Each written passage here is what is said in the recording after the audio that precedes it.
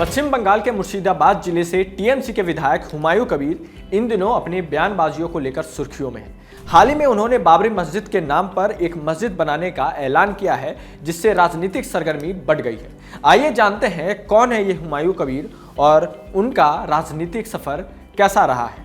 हुमायूं कबीर का जन्म 3 जनवरी 1963 को पश्चिम बंगाल के मुर्शिदाबाद जिले के रेजी नगर इलाके में हुआ। वर्तमान में उनकी उम्र 62 वर्ष है। हुमायूं कबीर ने अपने राजनीति का सफर 2011 से कांग्रेस से जुड़कर शुरू किया। तब से वे कई दलों के साथ जुड़कर अपने राजनीतिक सफर को जारी रख रखे हैं। 2011 में कांग्रेस से रेजीनगर विधानसभा सीट जीती, पहली बार विधायक बने। 2012 में टीएमसी में शामिल हुए, लेकिन पार्टी से निष्कासित किए गए। 2013-2016 टीएमसी के साथ जुड़े रहे, लेकिन फिर से उन्हें पार्टी से बाहर कर दिया गया। 2016 में निर्दलीय उम्मीदवार के तौर पर रेजीनगर चुनाव लड़े, लेकिन हार गए। 2018-2021 भारतीय जनता पार्टी में शामिल हुए। 2021 में टीएमसी में वापसी की ओर भरतपुर सीट से विधायक चुने गए। ममता बनर्जी सरकार में कैबिनेट मंत्री भी रहे।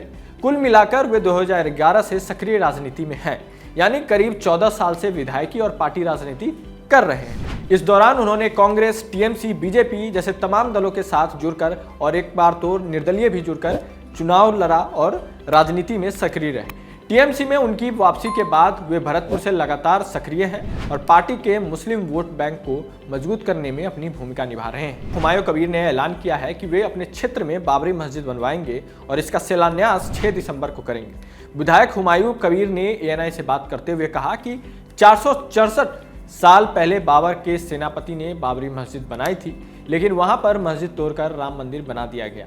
किसी ने भी इसका विरोध नहीं किया, लेकिन अब मैं बाबर के नाम पर मस्जिद बनाना चाहता हूं, तो लोग विरोध क्यों कर रहे हैं? अगर सुप्रीम कोर्ट या गृह मंत्रालय ने बाबर के नाम पर मस्जिद बनाने पर रोक लगाई है तो बताएं, नहीं तो मैं यह मस्जिद जरूर बनाऊंगा। विरोध करने वाले चाहें तो 6 दिसंबर को आएं और मेरा सिर काट कर ले जाएं।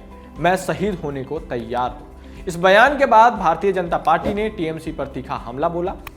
बीजेपी ने इसे हिंदू भावनाओं को ठेस पहुंचाने की साजिश और वोट बैंक की घटिया राजनीति करार दिया है। जैसा कि आप सभी जानते हैं, 6 दिसंबर का दिन तमाम देश में 1992 में बाबरी ढांचे के विध्वंस की बरसी के रूप में भी याद करते हैं।